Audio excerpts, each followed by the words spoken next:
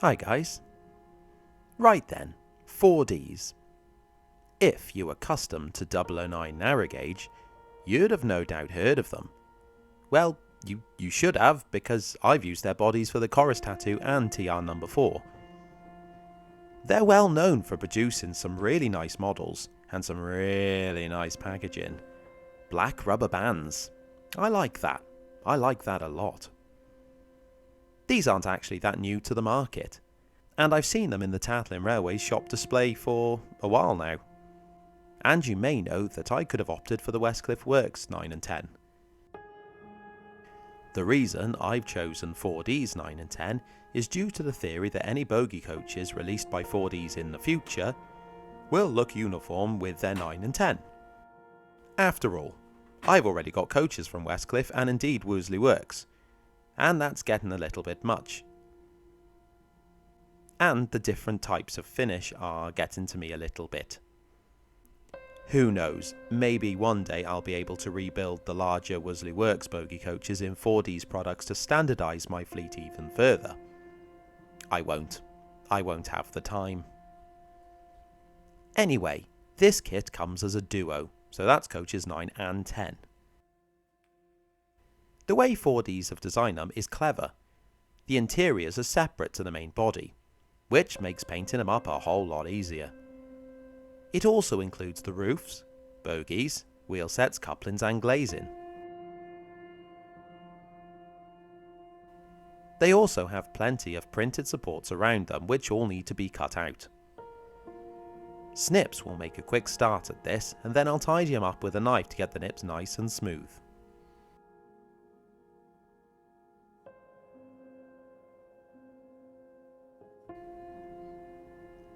The only other part that needs going over are the roof ends, which do have the remains of the printing process on the undersides. Though the only visible parts are the ends themselves, the rest is all on the inside, so you won't see that bit.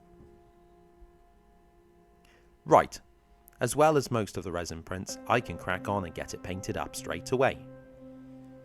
I'll don a glove, because I remembered, again. And then spray them with grey primer. And then spray them with red primer, because I forgot I used red on the coaches. I mean, you could stay with the grey, sure, but red's much better undercoat for the red and brown livery of the TR coaches. Primer doesn't take that long to dry, so I'll push on with the main panel colour. Humbrol 220 Italian Red is one of the chosen colours made available in a rattle can, which means it saves about an hour of faffing with the airbrush, which is good, because as you'll find out next week, I'm extremely strapped for time at the moment, due to having a real life now. Leaving the panels to dry overnight, I can begin with the brown.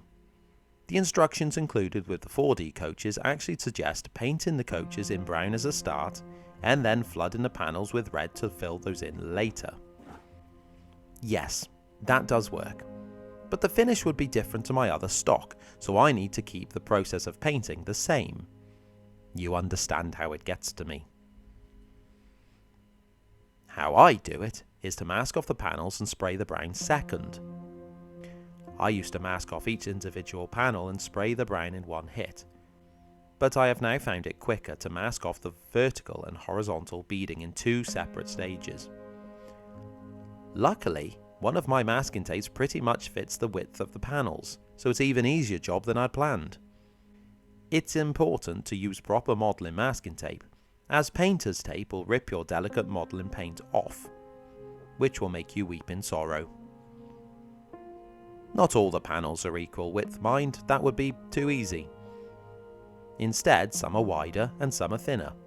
For these, pieces of tape are cut down the middle and overlap to squeeze them in.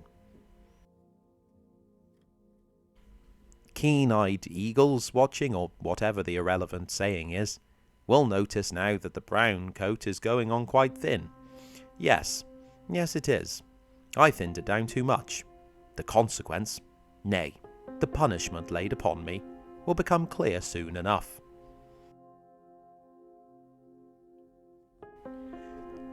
I ended up doing about 3 coats at this point as I was struggling to get over the red. You know, because it's too thin and that. Whilst brown is in the cup, and at this point it's been mixed together thicker, I'll spray the interior parts. Again, in the past I've wasted time masking off the floor areas for this coat, but that was the old me. Once again, the brown needs to be left to cure before moving on, so go and wait outside the door. When I got back to the workbench and removed the masking tape, my worries were proven true. The thinned brown had bled under the tape. What a flipping mess. Luckily, I also have Humbrol 220 Italian red in a tinny, and that's a UK tin, not an Australian boat by the way, so I can touch up the panels to tidy them up. It's actually slightly darker than the rattle can version, but weathering will hide that, I think and hope. Okay, I've graciously accepted my confidence knock and I'll move on to the second pass of brown. This time it's the horizontals, and this time it's a much quicker job, less fiddly.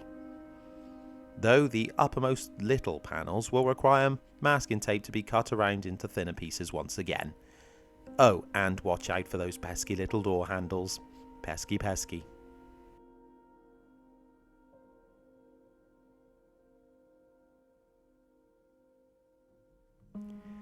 Lesson learned from the first coat and soul spooked to mess it up again. I mixed the paint thicker this time. And that worked, so well done me.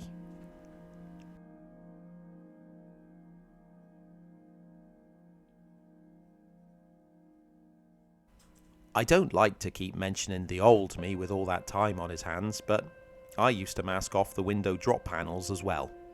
But these days I spray them brown with the surrounding wood, and then flood the red in after.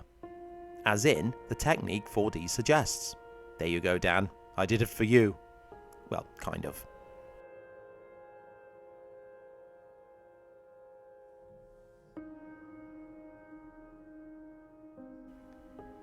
The interior pieces don't need a huge amount of work. Just a quick bit of grey over the floor. Not that you'll see it. No, really, I don't think I've ever seen inside any of my coaches that aren't the opens. Utterly pointless exercise. But unfortunately, I've been blessed with a personality that would crumble into soot if I didn't paint it in.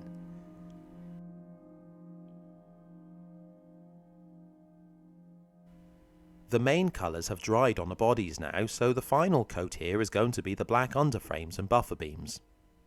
This is one of those jobs that you could do by hand, but the finish is far superior if you use toilet roll to mask off the body and airbrush the black on. Because the TR coaches have a little overhang over the frames, when sprayed in from below, you get such a perfect join.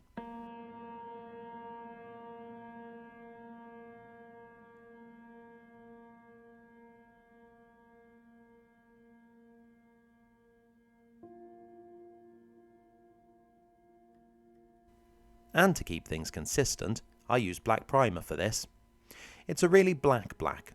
I've mentioned tones of my blacks on a few videos, but some blacks are not that black. This one is. This one's really black black.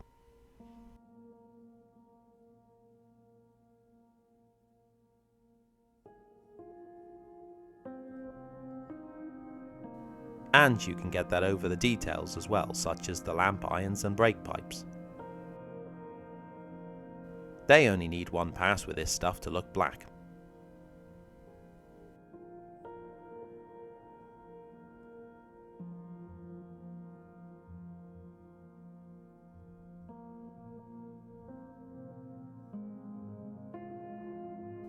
I don't actually need to hand paint much on these coaches.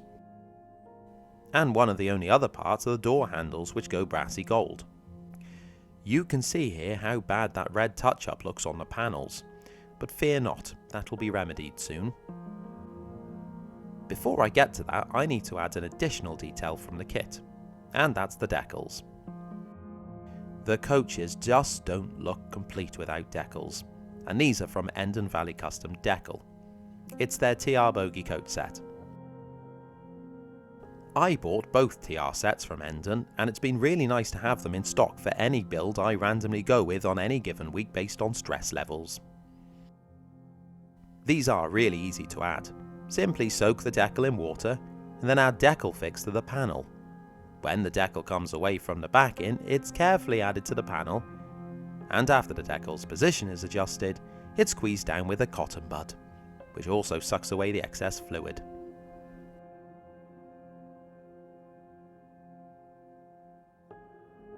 The coaches now get a coat of matte varnish, and this is step 1 for blending in those bad red touch-ups. At this point, they already look heaps better. Oh yeah, the roofs also need to be sprayed up in grey. This time I've remembered that I use grey. And that's them done. Easy peasy. The bogie coaches are a really clever design, and I didn't know about that until I built them just now. Basically, the wheel sets are held in position by the same piece that connects the bogie to the coach underframe, which means that they don't actually need to be fettled into axle boxes like a lot of other kits. Which means that they run very smoothly out of the box. It's genius. These are now sprayed black. Well, actually they were sprayed black when I did the underframes before, but you're seeing them now to make the video seem more fluid. And now comes the worst part. I need to push the interiors down into the coach, enough that the little clips under them cling on for dear life. The issue is I'm putting a lot of pressure down on the seats, which really feel like they should break. They actually didn't. Ah, look, lovely new finished coaches. Black wash. Yeah, I wanted a good wash on these two as they needed to blend into the other stock on the line. It still hurts me doing this, in case you're wondering. One day when the layout's finished and running at a show, I'll be free from the pain. But for now, I've got the pain.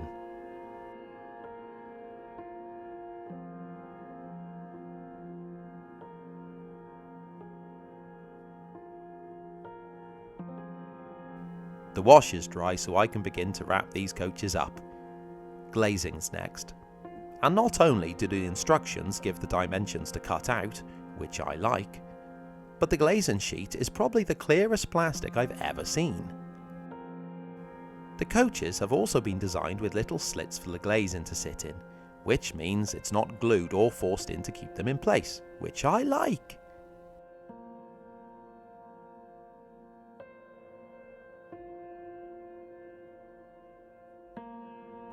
The roofs went on at some point that I also forgot to film. So the last job here are the couplings. I'll use these from the kit for now so I can get them up and running, but one day I'll swap them for Greenwich. And there we go. Yes, okay, I can see why people keep telling me to build these. They're designed really well. And they look great on the layout. Though they have made my Worsley works look very flat, which you can see on the far left here. The days are probably numbered on those ones, unfortunately.